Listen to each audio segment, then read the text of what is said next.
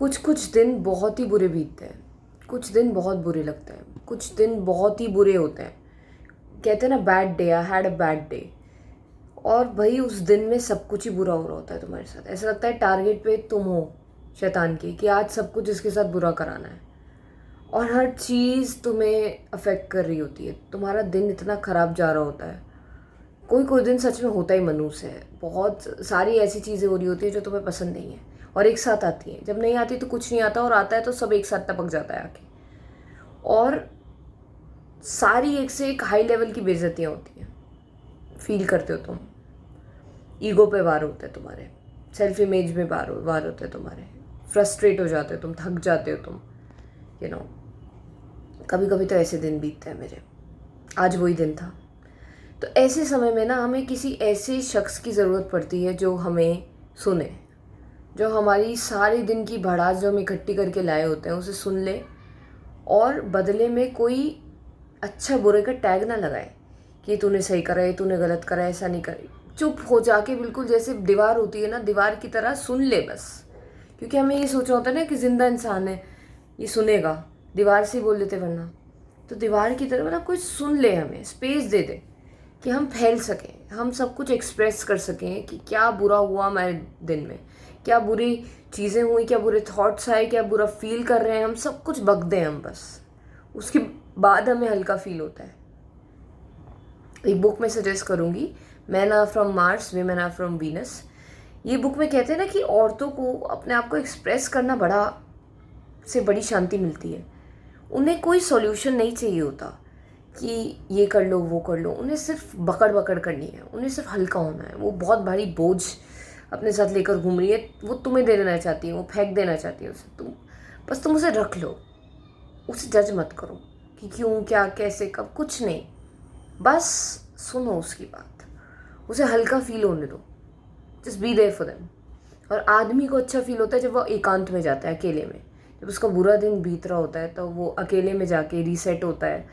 फिर कुछ समय उसे शांति के, स्पेस के चाहिए होते हैं, उसे अकेला छोड़ देना चाहिए बिल्कुल। और विमेन को बिल्कुल अकेला नहीं छोड़ना चाहिए, उसे हल्का होने के लिए इनकरेज करना चाहिए कि बोलो और बताओ क्या हुआ बुरा। I really really love that person जो मतलब मेरी बस सुन ले, एक बार बस मेरी बात सुन ले, मेरे दिन में क्या क्या बुरा हुआ है उसे सुन ले। क्योंकि सच में यार, वर्किंग होना आसान नहीं है। कई सारी ऐसी चीज़ें होती हैं जो फ्रस्ट्रेट कर ही देती है तुम्हें, सच में।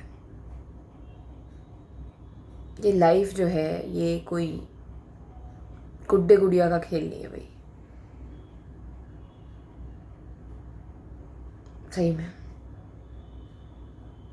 और एक बात के बारे में और बात करना चाहूँगी मैं आज, कि हम अपने आप से कितनी, अगर हम पढ़ाई में अच्छे होते हैं बचपन में तो हमसे सब कितनी उम्मीदें लगा लेते हैं कि ये तो जी बहुत कुछ करेगी या करेगा।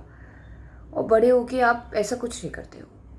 आपके अपने रीजंस होते हैं, रीजंस यानी आपको वो नहीं करना, आपको अच्छा फील नहीं हो रहा, तो आप एक बहुत मामूली सा काम कर रहे हो जो लोगों ने आपसे एक्सपेक्ट नहीं किया था। इवन आपने भी खुद से एक्सपेक्ट नहीं किया था, क्योंकि आपकी इमेज इतनी बढ़ गई थी कि आप तो कुछ बड़ा ही करोगे। और फिर आप कर रहे हो काम सा काम जो बाकी सब भी कर रहे हैं।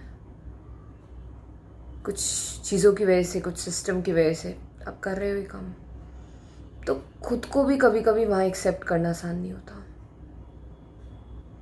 मैंने देखा, हम अपने रास्ते की लिमिट खुद ही हैं। हम कितना भी बड़ा सोच सकते हैं, लेकिन अगर हम ही अपने आप पे रोक लगाते रहेंगे तो हम ही लिमिट है, हम कभी वहाँ जाएंगे नहीं बड़ी जगहों पर। और शायद मैंने भी यही किया है लाइफ में। लेकिन मैं जहाँ हूँ वहाँ, लेकिन सोचती हूँ कभी कभी कि यार मैं तो बेटर डिज़र्व करती थी। कभी कभी ऐसा लगता था, but I have learn to live with whatever is at this moment. मैं सीख रही हूँ कि कैसे जीना सीख जाओ इन सब चीज़ों के साथ।